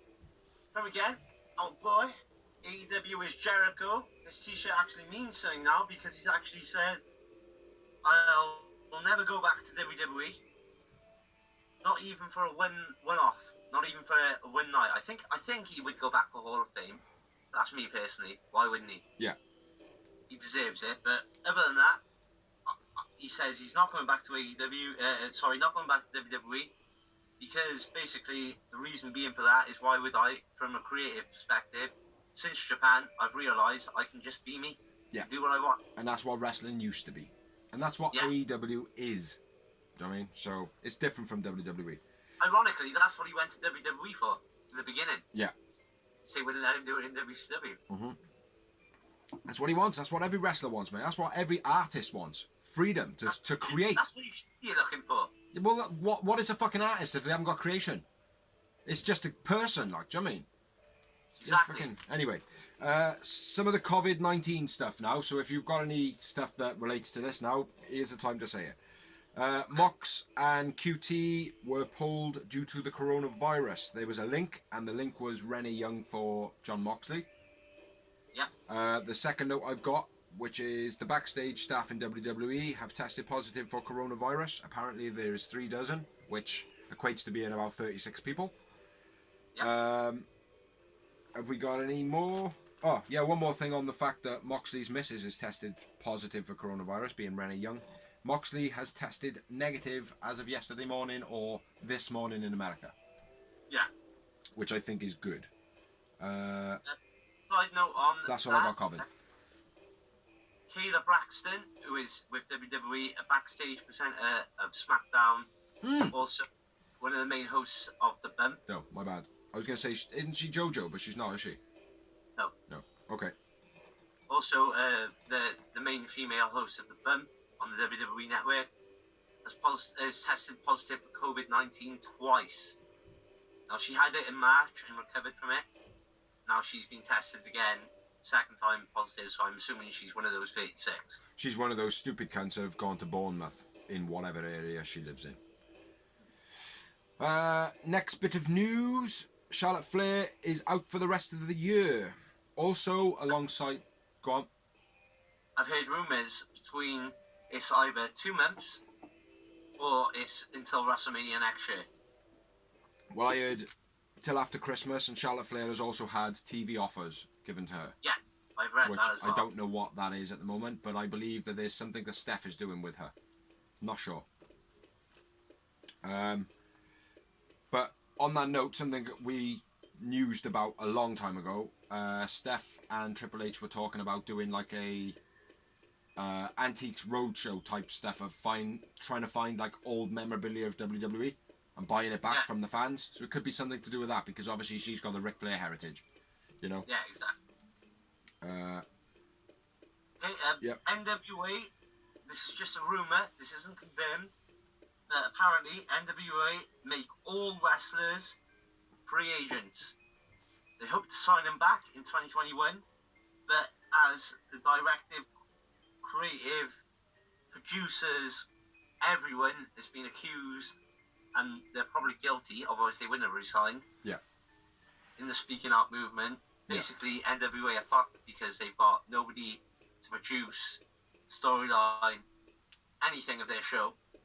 Yeah. They've just got the guy that owns it, Corbin. So Magnus, get your ass over to AEW with your belt. Next bit of news: Sarah Logan retires from wrestling. Yeah. It's not surprising. They didn't use her well, from what I've seen. Well, and she's not really lit enough fire for anyone else to come for her. Yeah. Yeah, I believe that is what it is. And I think she knows it. Mm-hmm. But she was half decent. My missus really liked her. She loved her. Yeah, because she had that, like, not saying this is why your missus loved her, but I liked her because she had that kind of, yeah, I like the woods. I like living in the woods. I'm a bushwhacker. Yeah, I'm a bushwhacker. Like, yeah. Exactly. Yeah. What's your next bit then, man? So, Matt Riddle, this is due to the whole speaking out movement, where Matt Riddle has been accused. Matt Riddle informed WWE of this woman accusing him in the speaking out movement 2 years ago, and she is saying that she's been stalking him and all that, and there's lawyers' charges, there's proof. Yeah. From what I've seen on the internet, that this woman is potentially lying. Right, I've got 4 more bits of news, but I will point out now, because of the COVID thing, Kevin Owens is also off TV due to the coronavirus. His missus's grandfather died of COVID, and his family were basically scared for his health because they had it so close. So next bit of news, WWE Backstage is cancelled by Fox. Yeah. Which... All rumours come around what's going to happen to CM Punk, because obviously he was under contract with Fox. Some people are saying... He'll just compensate it. Some people are saying that WWE, because it's a WWE show, his contract now is owned by WWE. That's bullshit. Yeah, 100% bullshit. CM Punk is not stupid enough to get locked in with the WWE. Yeah, exactly. And at the end of the day, right, if you sign with one company, just because the company didn't buy him out, it would be different if you bought him out, and even then, they still couldn't do it because it wasn't under the same terms and agreements to the original contract. Yeah, and in all fairness, though, he was like a part-timer on it anyway, so how big was his contract? What was his details? Nobody really knows, do they, so... He had to appear once a month or twice a month, I think. That was it. So what you got next then, mate?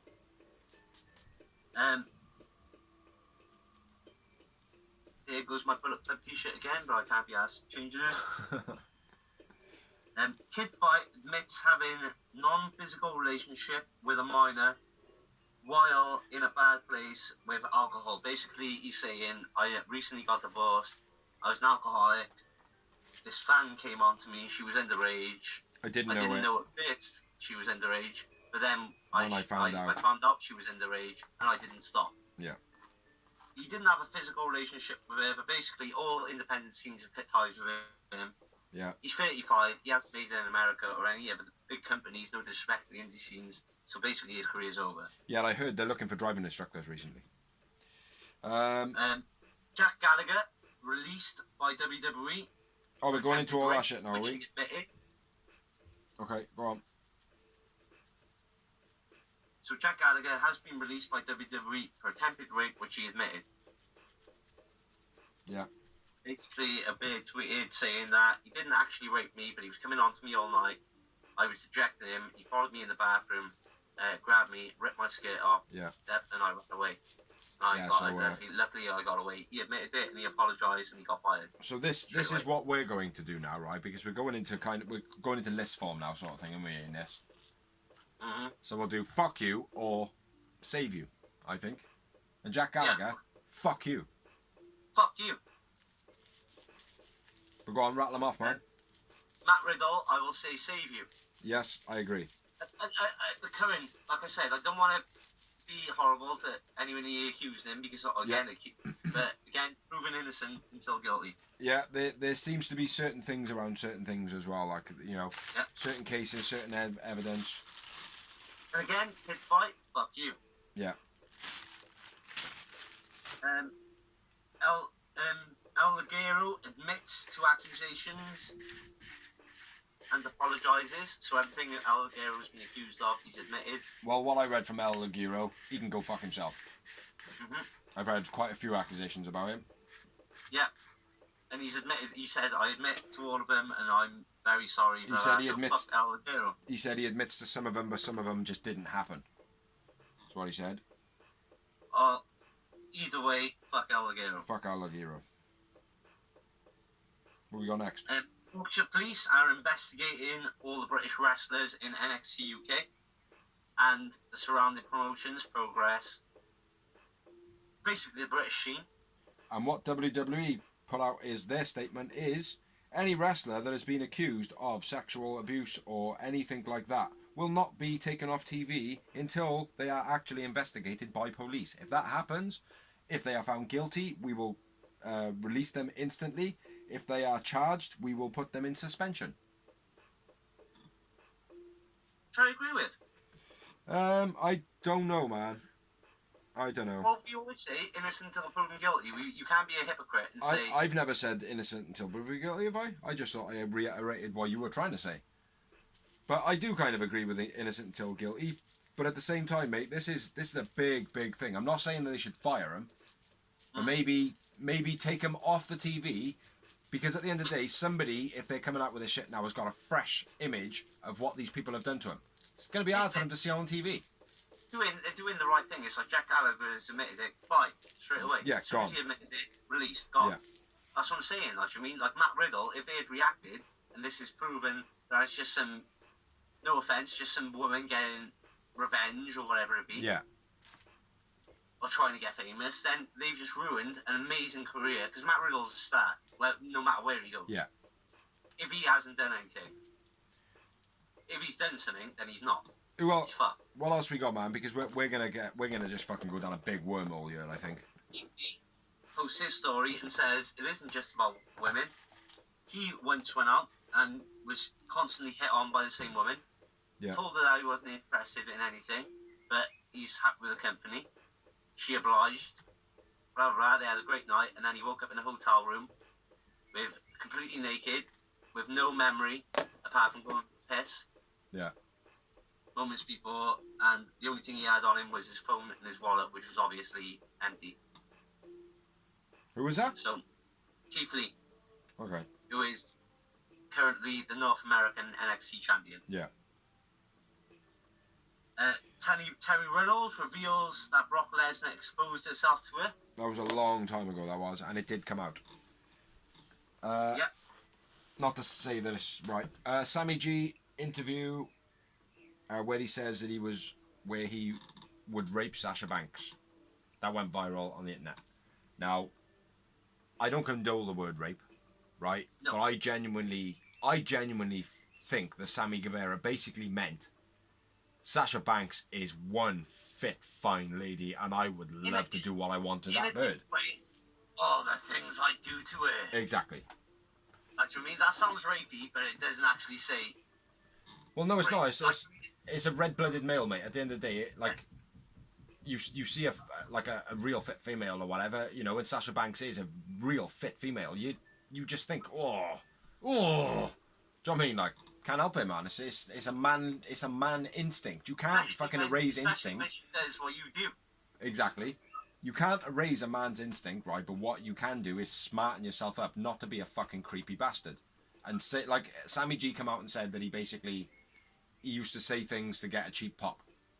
Now I say like really horrible things to get a cheap pop in work, because where I work, we are all weird, creepy people. The same as a battle rapper, bro. You used to try and talk me out of it. Yeah. My buzz from battle rapping was doing that horrible, cross the line, dirty bastard, horrible heel thing. Yeah. It's to get a reaction. That was my buzz behind it. I didn't care about people getting my jokes. You were always like, I want to get a pop. I never cared about jokes. I wanted to get that. Oh. Yeah, I know. But still, you know, it is like he even admitted. He said, you know, I did it as cheap pops, and I believe him. I genuinely believe his apology. I believe everything that is surrounding him at the moment. Sasha Banks has forgiven him. You know, there hasn't been anything else that's come out about Sammy G. There has been one thing, which I will side note on this. Go on. So we'll officially explain that he has been suspended by AEW first. Yes. And he's going to rehab, not for drugs, Sensitivity but for training. speech, psychology and all that. Sensitivity training. Yeah. Yeah. Which is great, because he's obviously admitted it and he's apologised, like you said. And all his pay will go to Jacksonville's Women's Trust, or the Women of Florida, which I thought it was.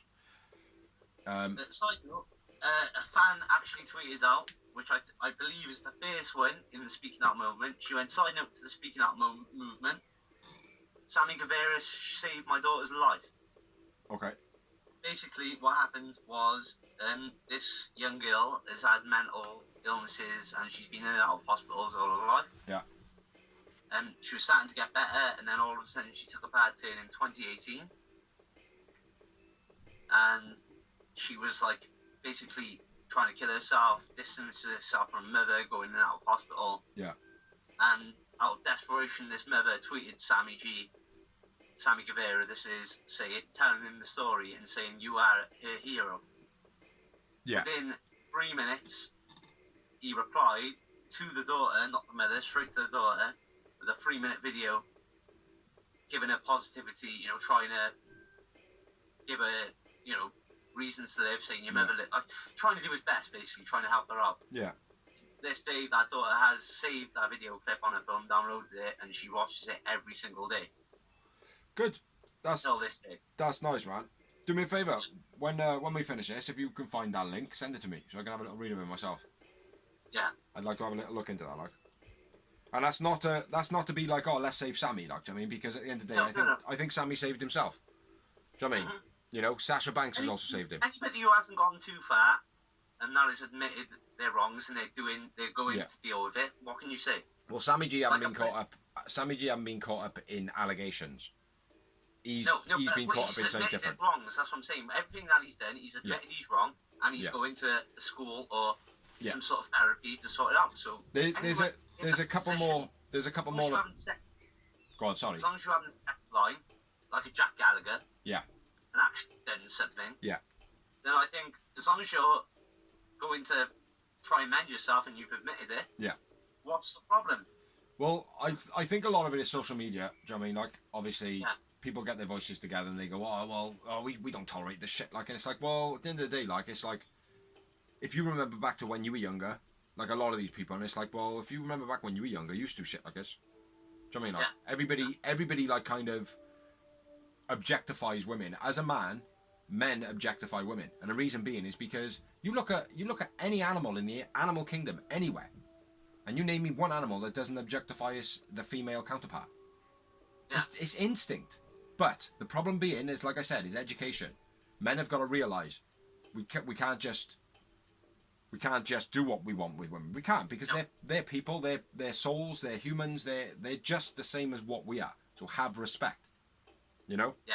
Don't be a fucking creepy bastard, like, you creepy bastard. Who was that? Samuel Shaw, wasn't it? You creepy bastard. Huh? It's supposed to be a Christian. Yeah. Christian as fuck. Anyway, let's move on to the next bit of news, which regards this, anyway. AEW posted a statement addressing the recent allegations to Jimmy and Sammy. Jimmy Havoc goes into rehab. I don't know if you want to elaborate on the Jimmy Havoc in a minute. Jimmy Havoc goes into rehab, which I think will spell the end for him in AEW. Sammy suspended. His pay will go to the women of Jacksonville. I'm going to do another bit of news because you're going to smash it in a minute. Joey Ryan is fired from Impact immediately. He deletes his Twitter account and then he deletes the Bar Wrestling account. But there is no word yet on whether Bar Wrestling will close. It might just transfer hands. It might just transfer hands though. Someone might buy it. Someone might want to take it on. Yeah. Have I got anything else on that? There's another Impact news on that, isn't there? Dave Chris fired from Impact. Michael Elgin is also suspended. So what I've heard with Dave Chris, he was out the door anyway. Yeah. He wasn't allowed to change in the locker room. Apparently, this is before the accusations come out. Apparently, when he injured Rich Swann, he wouldn't apologise. He refused to apologise, and they made him change outside the locker room. Yeah, and so they fucking should, man. I don't know why Michael Elgin was suspended, though. I think it is something to do with... Suspended on previous accusations, which were already outed in 2017. He was cleared of them, but he's also been on podcasts since then, kind of bragging about it. Not bragging about it, but like, I got away with it. Right, okay. That's a fair point. Well, on the thing of Impact Wrestling execs in the beginning of the speaking out movement, I'm sure some of them were accused. Yeah. Some of the higher ups in Impact. So that could be something to do with Tessa Blanchard. Maybe. So do you want to nail that then, since you've mentioned it? Tessa Blanchard has been fired from Impact Wrestling. And stripped of the AEW World Title. Yeah. And TNT World Title. Impact World Title. If she's got some history with, you know, being a twat towards other wrestlers and whatever, which seemed to be the case a month back or whatever it was, there might be other issues there. We don't know, like, I mean, like, I don't know why she's been fired, other than she didn't send in vignettes that they were supposed to promo her over COVID-19. But that wouldn't be... Which I always said to my missus, like, I was watching Impact, and I was like, even though she's not there, she should be sending the videos. Yeah. So, I mean, as a fan, like, I was like, they're doing it in AEW, they're even doing it in WWE. It's easy to send digital data around, like, do you know what I mean? Yeah. So... If I can film, why can't you film something? Yeah. I think that's all I've got with Impact at the moment. Okay. What else you got? We still on the accusations and shit? Or we got some other outside news and we'll go back to it? Hangman deactivates his Twitter account. I hope that's not from fucking dodgy shit, man. I don't think it is. Because if you were into dodgy shit, and like you said, it straight away gives you the accusation for it. I think he's just fed up of, like, I think he's like me. Yeah. Like, I mean, I kind of like that. You know me. I'm not so. When I know you or when I'm working with you, I'm social as fuck. Yeah. But if I don't know you and I'm walking down the street, the most you're gonna get out of me is what's up. Yeah. Yeah. Could well be, man. Could well be. Let's hope it's not something else. Yeah. Right. Something other than the accusation shit. What we got? John Moxley donates money to OTT Wrestling to keep it afloat. And also, so do the fans. All the fans are like buying merch and stuff like that, making sure that it doesn't go out of business. And covering them over what you said about the WrestleMania weekend. Yeah. Because they lost a lot of money, like.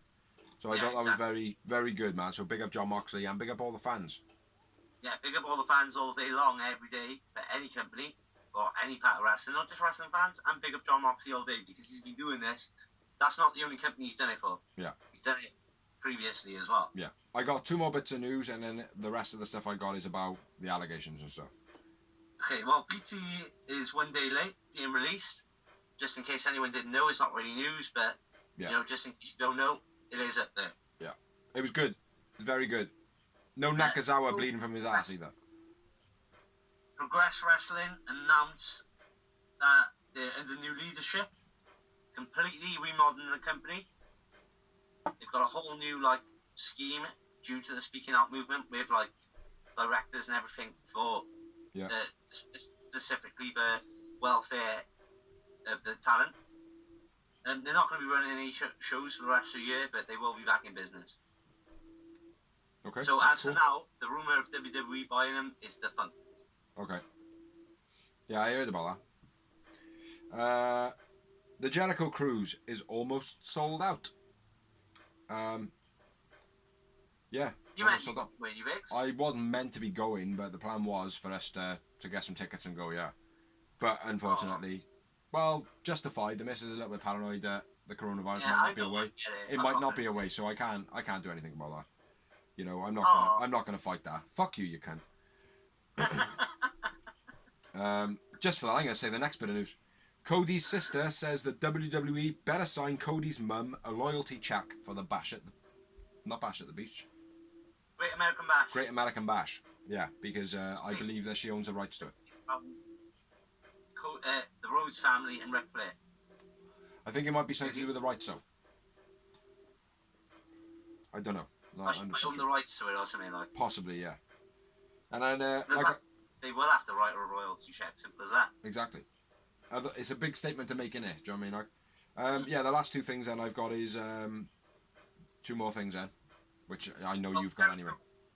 Jericho revealed recently on a house show he only got paid $750 to fight John Moxley. Dean Ambrose / John Moxley.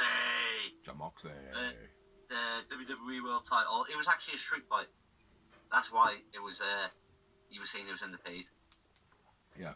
Because although it was a house show, it was a street fight. Oh, okay. Yeah, you should have got a couple more quid for that. Like £700, £750 for 16 minutes is, you know, seems like a little bit too less. Yeah, back to the accusations then. The Knight family, being Paige's mum and dad, the ones off Fighting With My Family, which is an awesome film, go and watch it. Knight family accused of sexual and abusive behaviour towards their wrestlers. They've categorically denied it. She had a bit of a freak out on Twitter. Yeah, I've seen it. Like, she was accused of kissing a 10-year-old, and she was like, basically, if a 10-year-old turned up at the show, I'd kiss them. Number 1, the parents should have stopped there for a start. Number 2, if the parents weren't there, what the fuck is a 10-year-old doing at a wrestling show on their own? Yeah. And number 3, come and get your fucking social services involved. I don't care. Yeah. So anyone who does that, I've been in that position where I've been accused of not like fucking things, but like with social, when it comes to social services, being a single dad, not like I've been accused of anything like that. Yeah. But I've always said to him, come see me. Yeah. No, I get that. I don't believe it though. I don't believe it. I think there's some fucking dodgy shit going on there. Just the way that they're portrayed in the film, mate. Do you know what I mean? Like, you know, and that was made mild. And even though there are still a couple of, like, not bits in it, it's like, oh, fucking hell, you can't say that. But it's like, fucking hell, to say stuff like that, you must have got it from somewhere. Do you know what I mean? So I would imagine that it was just not the wrestler turned up to 10. It's like the family dialed down to 5. You know what I mean? So, yeah, I think it's something there. And just on a side note, Kip Sabian was trained by the Knight family. Yeah. So, which a lot of British wrestlers were, because they're a big fucking family in this country, in Britain. Massive. I got one more bit of news regarding the accusations. Go for it then. Jim Cornette is accused of whoring out his wife to give wrestlers work. Yeah. Which I can imagine that is true. Name it that I heard is the Big Show. Mm-hmm. Big Show is the ex of his missus, apparently. Yeah. So moving on, some other news. Liv Morgan not happy with WWE because they edited out all her spots in Raw, basically all her good spots. They edited out, and then they took screenshots of it and advertised it everywhere, of her parts doing these moves and stuff. So when you technically think about it, they probably did more for her for not showing her moves in the ring, but showing the photos, because they're going to go, oh well, I seen photos of this. Like, fans are going to try and search everywhere for it. It's a good move. Maybe. And I think it's also a way for them to go, right, go on Twitter now and be pissed off about that. I think they're switching up, mate, WWE now. Yeah. Dolph Ziggler and Bobby Roode are traded to Raw, which was the reverse of AJ going to SmackDown. Yeah. AJ's worth fucking 4 men. Do you know what I mean? Exactly. People are saying who's got on the better trade. For me, Dolph Ziggler is a main eventer anyway, except WWE. Because WWE have ruined him. They don't know how to use him now. He's lost so many times, you can't believe in him. Yeah. Yeah, that's true.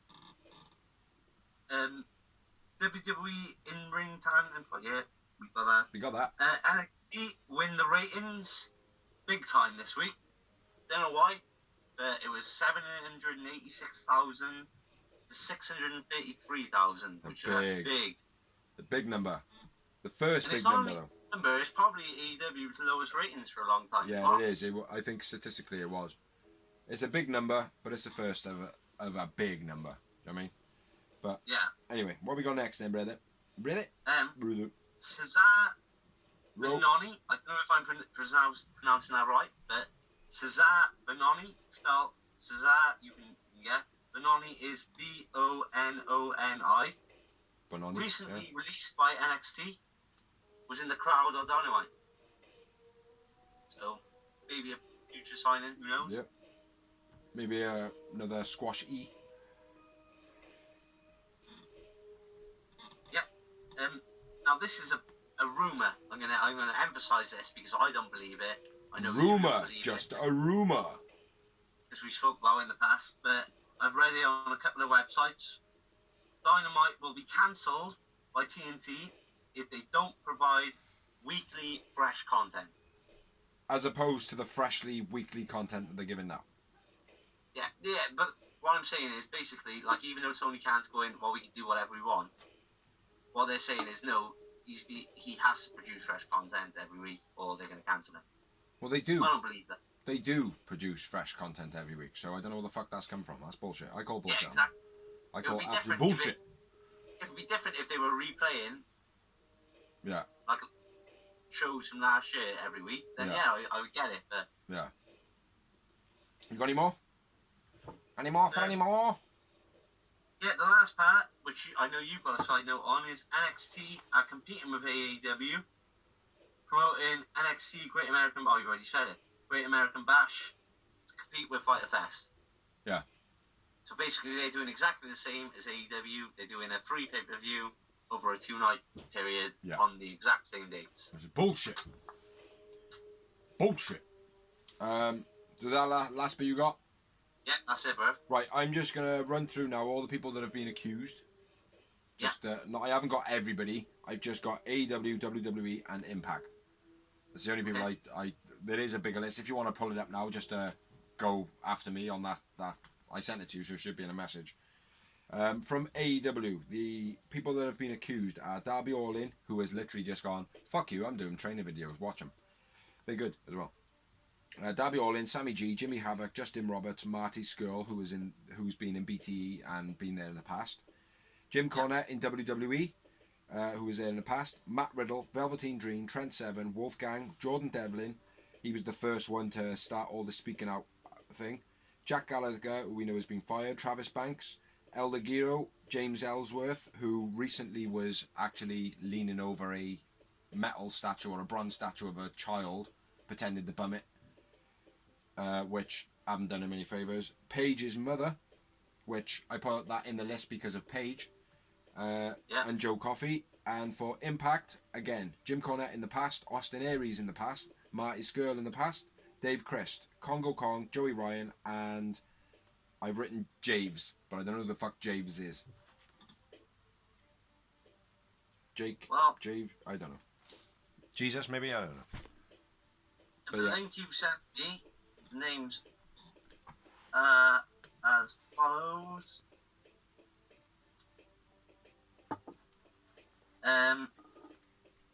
Jim Cornette, Matt Riddle, Velveteen Dream, Austin Theory, Darby Allin, Mike Quackenbush, Marty Scurll, Icarus, The Knight Family, Paige's family,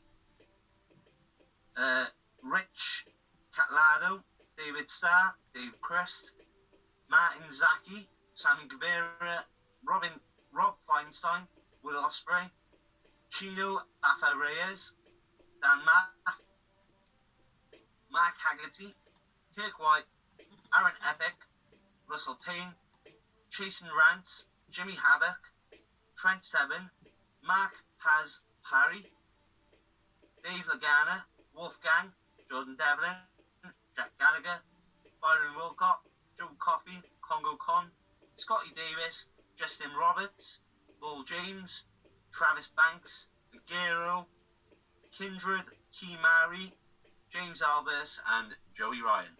Big list, man. Big list. It's like I've seen a lot of people online basically going, oh, well, wrestling's fucking ruined now. Wrestling's ruined. What are they going to do? Blah, blah, blah. It's like wrestling's not ruined at all. It's not ruined at all, like, because every single sport or activity or entertainment has got its good and bad. Let's just look at it like this. There has been a part of wrestling that's been cleansed. Huh? The BBC epidemic all over again 10 years ago. It happens in everything, mate. Do you know what I mean? It happens everywhere. No matter what business you're in, men will always have the instincts to think that they can do what they want with a woman. They will always have that, because it's natural instinct for a man to be like, oh, she turns me on, or whatever, I would love to do X, Y, and Z. It's instinct. I've maintained and said it. It's the education to know, right, you don't fucking treat women like that. Just think, right? Every time you think to yourself, oh, so my impulse of being a man leads me to do this. Think of Nicolas Cage in, I think it's Con Air. Don't fucking treat women like that! Do you know what I mean? Like, think of that every time. Because it's fucking true. You don't treat women like that. Like, do you know what I mean? Like, women should be treated with respect. If not, the best way to think about it is, we've all got a mother.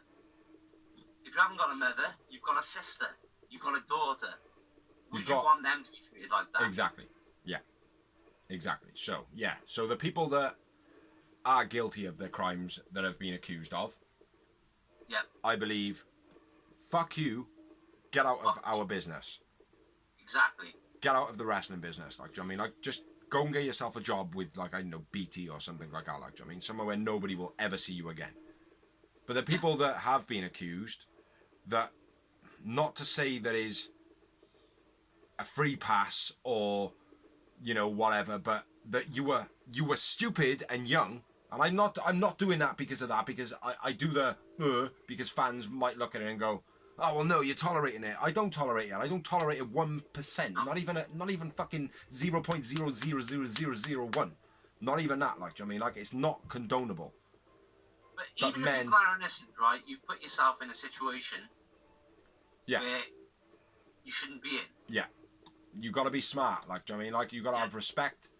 Don't let your power get to your head. Do you know what I mean? Like, and that's all I can say on it, really. Like, do you know what I mean? But all the people that are guilty, fuck you. All the people that actually give out genuinely humble, like Sammy G is a perfect example of it, right? I believe Sammy G has been pulled into this. Not to say that what he's done is not okay, because not to say that it's okay, because it's not. What he said was wrong, but he didn't mean it in the way that what the word means.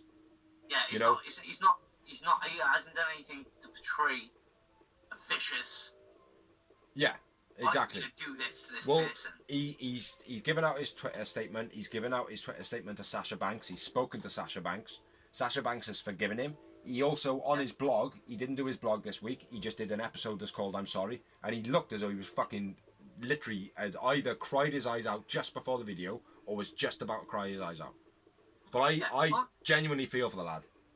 Not to put it out there too much, but I've said shit that I regret. Yeah. You've said shit you Yeah. regret. Yeah. Luckily, we have got 30 million followers. We'll put it this way, mate, Well- right? When we were all younger, right, we were over the lodge.